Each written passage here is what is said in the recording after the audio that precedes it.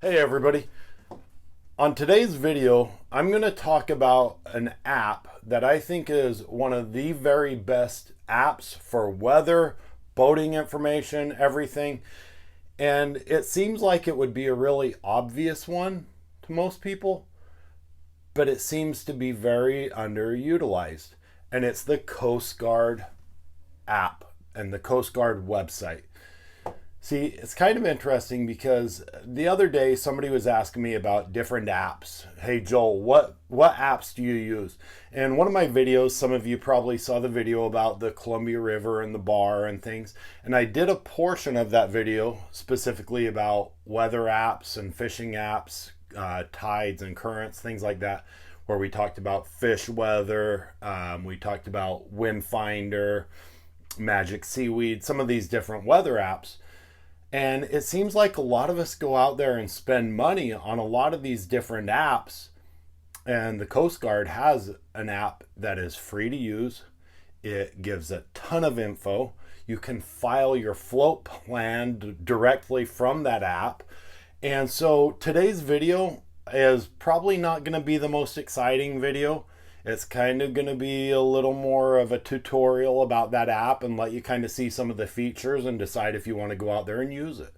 But it's going to be about 10 or 12 minutes of information and scrolling through that app. I'm going to do a screenshot the whole time and I'll kind of walk you through it. So again, it might not be the most exciting video, but for some of you that are out there spending money on some of these different apps, you might like to see what they have on this one. So check it out. All right, so here we go. Let's get into this app. When you go into the app, you're going to see a number of different functions that are available. And we're going to start out with what I think is the most important one. All of you that know my videos know that I believe safety is number one most important thing. So you can go in and enter a profile. Now, when you put your vessel's profile, it's going to ask you for a number of things. Obviously, your name, your phone number, your email address, things like that. So we're going to fill all that out.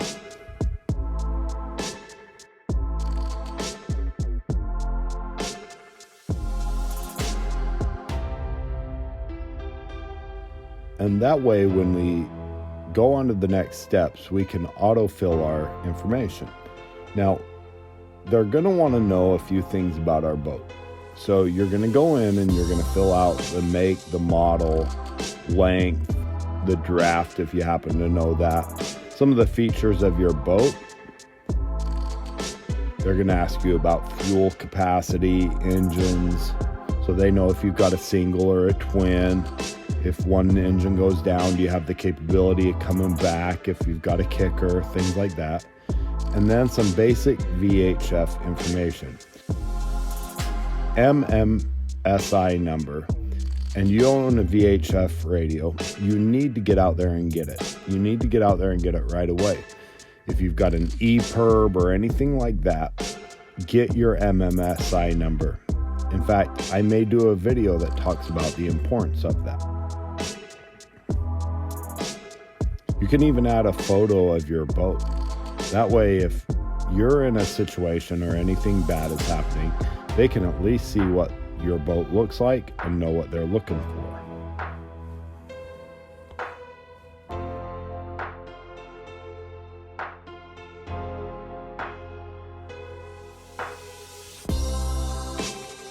So we've got everything entered in. Now let's go into a couple of things. And let's start out with the most important one, filing a float plan. So you can either go with a new float plan or a stored. If you're fishing from your home port on a regular basis, you're going to have a stored float plan.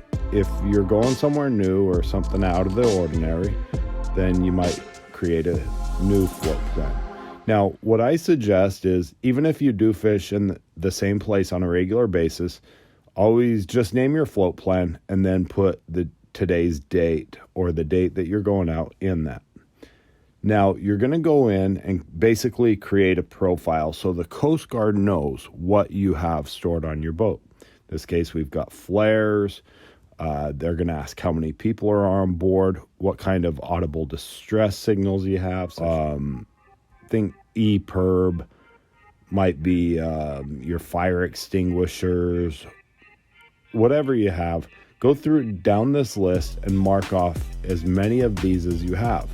Now, any of these that you don't have, you might want to work towards getting in the future. Now, there's going to be operator information. Because we already created a profile, we can just hit that autofill, and that will show all the information we put about us, about address, phone number, email address, so on and so forth.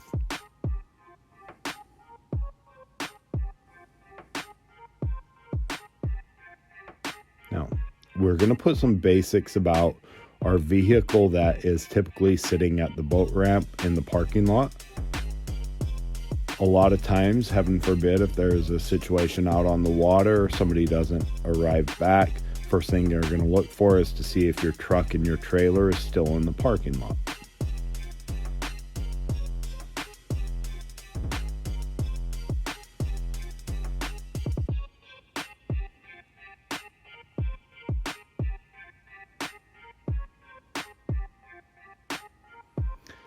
You should always take the time to put in your passenger and crew information. In some cases, you can store this information, but if you're fishing with new people, maybe even just hand them your phone and let them put it in. It's a good thing to always have all info for all emergency contacts. Gives you a good peace of mind. Now, when we get our float plan ready to send out, we're going to simply click send, and we're going to type in an email address. Now, you can have up to 3, so don't just put in your own. Also put in a couple of emails for other people that are on land.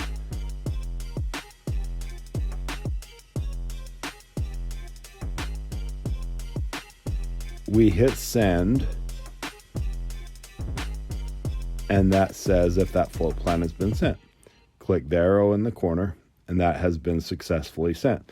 Now, here's what it looks like when you actually receive it. Come over here to the emails, open this up. I sent one earlier, so we wouldn't have to have a delay here. But you click on that float plan, and it does a couple of things for you. Not only is it going to show the float plan that you sent, it will also have a page that are detailed instructions about what to do in case of an emergency for the person that you send this float plan to. So we've got the float plan with all our details there. And then as we scroll down, it's the emergency guide. What would they do if you don't return back to port? Or what would they do if they don't receive that call that you're on your way home?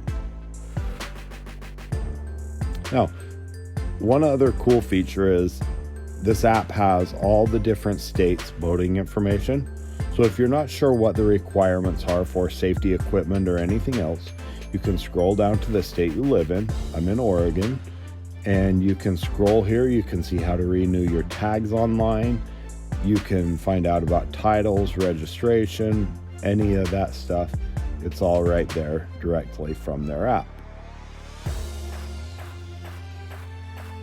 Now, what safety equipment should you have? There's going to be a section that talks about required equipment, and then there's also going to be a section about suggested equipment.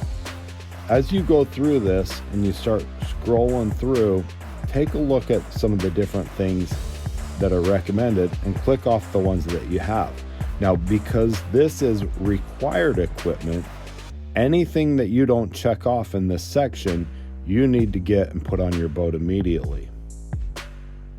Now, it'll show you a little bit about life jackets, some of the different types of life jackets, things like that.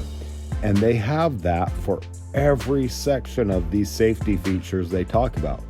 So if you've got an EPIRB, what's the difference between a Category 1 and Category 2?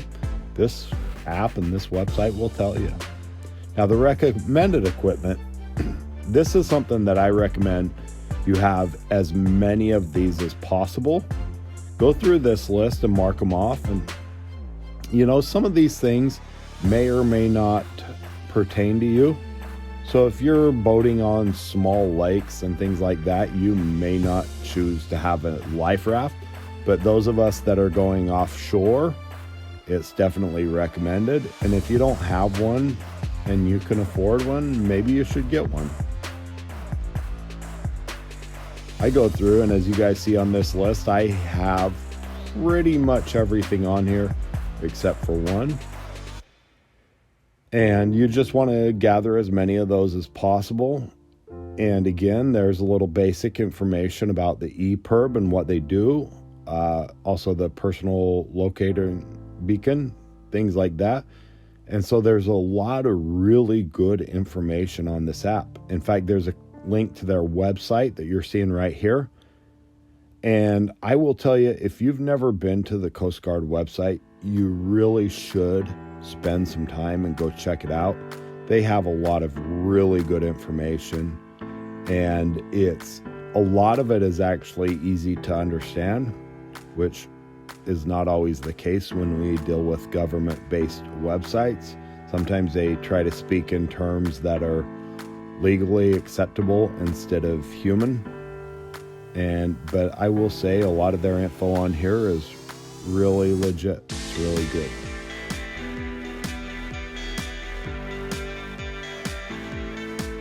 All right, rules of the road. Guys, a lot of these are boating basics, but if you don't know them, you should always get your information directly from the source instead of third party. Now, here's something that's really cool. Guys, a lot of the NOAA buoys and things like that give readings about weather and things like that, we all spend so much money on weather apps, but if you go to this NOAA buoys on the Coast Guard website, it will show you things like shortcuts to what's the closest buoy to you. So you can actually, if you're in water that you're not familiar with, just click on the buoys on this app and it will actually show you the closest buoy to you, and you can get up-to-date information right directly from there. So it's really well done. Guys, I think this is one of the most underutilized tools. I was under the impression that everybody had it until I started asking around about different weather apps, going on to some of the forums, asking people about these different boating apps that they're using. And I was shocked that nobody brought up the Coast Guard website. Very few people that I've talked to and asked about this in the last few months even have it downloaded onto their phone. I think it's a fantastic tool that everybody should take advantage of. So I hope you enjoyed this. I hope you learned something. Be safe on the water. Have fun. See you around.